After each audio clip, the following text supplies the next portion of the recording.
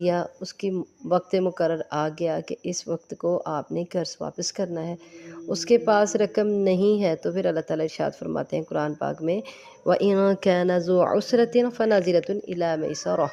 और अगर कर्ज़दार जो है जिसने कर्ज़ लिया है वो तंगी वाला है तो फ़नज़िरतुन इला मयसरह, तो उसको आसानी तक मोहलत देना है। अल्लाह के नबी सल्लल्लाहु अलैहि वसल्लम ने इरशाद फरमाया, जिसने किसी तंगदस्त को मोहलत दी तो इसे हर दिन इस कर्ज़ के बदले या इस कर्ज़ के बराबर इतना ही सवाब मिलेगा जितना उसने कर्ज़ दिया था।